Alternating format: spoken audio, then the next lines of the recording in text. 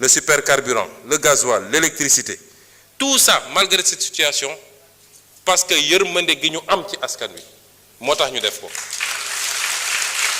mais loolu dafa ànd ak ñaar benn bi mooy il faut que les comptes soient rendus waxoon naa ko le 8 mai ci daje bi ñu amoon ne si on ne fait pas le travail pour que les responsables rendent compte man mënuma taxaw ci kanam Sénégalais di leen demander des sacrifices mënuma ko te suñ ko deful it la woon fa woon rek tôt ou tard dina amaat te dina amaat ci suñu régime bi parce que du soxor du règlement de compte waaye man mii lañ ma dénk ma gérer ko dinaa ci rendre compte devant les Sénégalais bu ma ci jëlee lu ma moomul dañ ma war a teg yoon loolu la ñuy defaree réew et c'est pourquoi boobu mooy premier élément bi deuxième élément bi mooy sénégalais xam ni richesse bu ñuy séddale moo fi amagul wax nañu léegi ay syndicats wax nañ ku nekk di réclamer lan ngay réclamer yow tu as un budget des recettes de 6 000 milliards tu payes des dettes de 5 000 milliards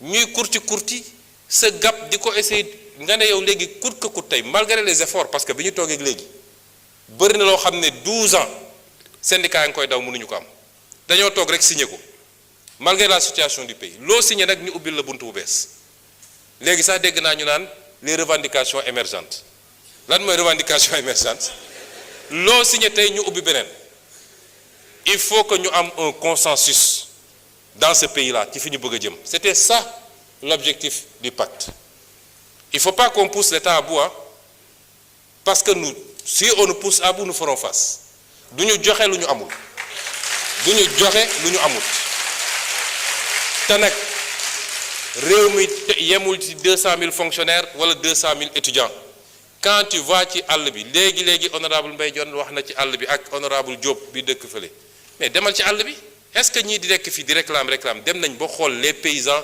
conditions yi ñuy dunde est-ce que xam nañ ñeneen ak ñeneen ni ñu dunde bëgg chaque jour nga réclamer benn prime bu bees ça ne peut pas se faire et ça ne se fera pas je le dis ici nañu takk suñu ndigg ñu liggéey ñu construire ñu bâtir la richesse d'abord xam ni dañoo am un gap une dette abyssale à payer soit on paye cette dette soit on ne la paye pas on est à défaut on va à la restructuration te ñëpp d'accord nañu restructuration baaxul ci réew 90% d'accord nañu ni notre position est la bonne mais qu'est-ce qu'on veut il faut qu'on chasse ce qu'on veut le don de soi pour la patrie yemul ci ñun rek de chaque Sénégalais la l'enseignant fi mu nekk le professeur l'étudiant le transporteur kenn ku ne da nga war a xam ni man yàgg naa ko wax fii laa taxaw Assemblée nationale je suis le seul constant ci la may def wax naa ko fii 2019 ne Sénégalais yi bu ngeen reconduire ñii pouvoir bu mun a ñëw en 2024 il passera tout son temps ci suul ay pax fii laa ko waxoon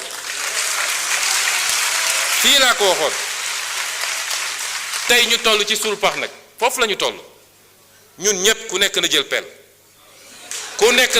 ñu suul pax teewul nag on fera les efforts qu'on doit faire ma daaneel ci foncier bi ci collecte arachide bi ma jox leen ay misaal yu ndaw ñoom ñii di wax arachide 2022 2021 67 000 tonnes la ko Sonac ko collecté 2022 129 000 tonnes 2023 22 000 tonnes 2024 12 000 tonnes 2025 ñun suñu premier collecte 155 000 tonnes 10 fois plus que ñoom seen collecte et cette année on est déjà à 190 000 tonnes 190 000 tonnes te campagne bi jeexagul c'est vrai vers le nord jeex na presque vers le centre mi ngi waaj a jeex dégg naa la complainte des gens du sud département de Vélingara Bignona ak ñoom seen les 2 mois à venir Sonacos foofu lay déployer wu dinañu jënd li ñu mën a jënd yépp ça n'a pas été facile mais on est en train de faire des efforts extraordinaires lu bokkul ak jiw bi lu bokkul ak engrais bi lu bokkul ak yeneen yi ñu def yépp ñu ngi def des efforts extraordinaires tey relancé nañu toutes les lignes de production ñun bi ñuy egsi seen usines yépp a taxawoon depuis 2 ans la première année le DG de la Sonacos a relancé toutes les usines te ci année bii dinañu renouveler les lignes de production à 9 pour Kaolack ak pour Ziguinchor et dinañu relancer la production à Diourbel. Merci. kon ñun Il reste 2 minutes. nañ ko dugaloon cette fois-ci.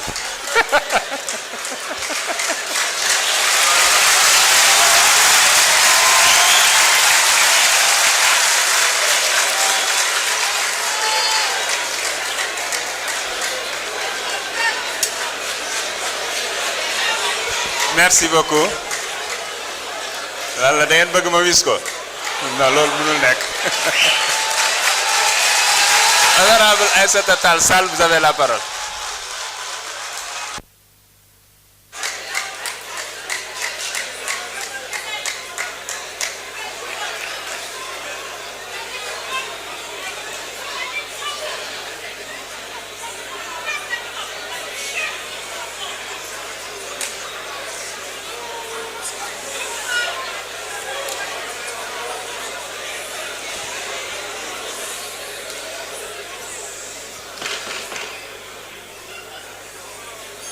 S'il vous plaît. Je vous remercie, Monsieur le Président. Monsieur le Président, Monsieur le Premier ministre, Mesdames, Messieurs les ministres, honorables collègues. Monsieur le Président, je voudrais à l'entame de mon propos présenter mes vœux de Ramadan à l'ensemble de nos compatriotes et également à ceux-là de la communauté chrétienne, leur souhaiter un bon temps de carême. Monsieur le Premier ministre, la situation sociale de notre pays porte 2 grandes tensions. La première est celle du monde rural.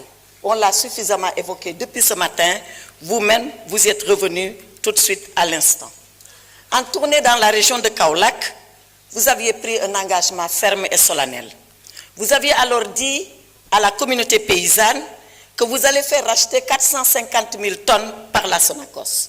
Or, au 30 janvier, votre gouvernement, et nous en avons les écrits, annonce que seules 126 000 tonnes ont été collectées jusqu'à cette date, c'est-à-dire déjà en deçà de 250 000 tonnes habilitées par la Sonacos et bien en deçà du chiffre que vous venez d'annoncer tout à l'heure.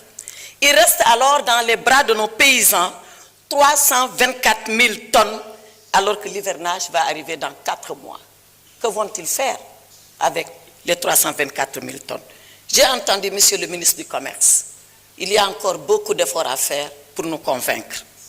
Pour ce qui est des universités, deuxième lieu de tension, le problème est parti du paiement des bourses des étudiants, comme d'ailleurs il en est ainsi pour les bourses de sécurité familiale, dont le paiement est attendu à ce jour par les bénéficiaires, et j'y reviendrai. À l'université, la tension a culminé avec l'intervention des forces de l'ordre et la mort atroce du jeune Abdoulaye Ba, à la famille duquel nous présentons les condoléances, suite à une violence inouïe, portée y compris jusque dans les chambres des universités. Vous l'avez dit, Monsieur le Premier ministre, vous étiez parti en prévention. Mais finalement, il faut le reconnaître, le remède a été pire que le mal. Si c'était pour empêcher que le restaurant et la bibliothèque ne brûlent, finalement, on s'en est sorti avec un mort. Au-delà de la polémique, née du paiement des bourses. Et j'ai écouté Monsieur le ministre de l'Enseignement supérieur. Est-ce que ce sont des rappels? Est-ce que ce sont des bourses? Est-ce que c'est dû? Est-ce que ce n'est pas dû? Renouer le dialogue avec la communauté estudiantine. Et faites que les étudiants reprennent les cours, parce que c'est ça que nous attendons. Il faut que les étudiants reprennent les cours et nous vous engageons à le faire. Alors, ici, pour ce qui concerne le monde rural, comme pour les étudiants, comme pour le paiement des bourses de sécurité familiale, quelles sont les mesures que vous pouvez annoncer à vos compatriotes et des mesures concrètes pour régler ces problèmes? Ma jëlaat ko ci olof suñu mbokk béykat yi ñoo ngi doon ak seen gerte di xaar ku ne yaa ngi seet nooy tojee sa bopp kaña. Premier ministre dañ leen war a dimbale pour seen gerte bi bañ a des seen loxo ndax taw yaa ngi ñëw te war nañu jaay gerte boobu. Xale yi nañ jàngiwaat loolay wax ji du xuloo du nañu fay duñu fay ñii nangam na xale yi jàngiwaat parce que loolu la ñu xaal ci développement réew. Léegi nag par rapport aux bourses de sécurité familiale loolu dañ ko fi defoon pour ñi gën a néew doole ci néew ji doole yi am as tuut lu ñu mën a yor boobu ñaari at ba léegi bi ngeen fi toogee fayu leen ci benn dërëm. Ñu ngi naan oui dañuy defar registre bi ñu ngi caytu waa caytu ñaari at mu ngi bëgg a yàgg de ñaari at ci saytu mu ngi bëgg a yàgg donc mbir moomu régler leen ko ngeen fay nit ñi lu ñu moom parce que seen alal la parce que dañ leen ko dig te loo diggee nag danga ko war a def defe naa loolu yéen a ngi wax mois de mars a ngi ñëw jubli leen ci loolu nit ñi jot seen xaalis ndax dañ koo soxla asalaamaaleykum wa rahmatullahi taala wa barakatu. Merci beaucoup. Non, non, non. Non, non, non, s'il vous plaît. S'il vous plaît. La parole est à notre collègue Mohamed Aïb Selim Dafé. Dernier orateur.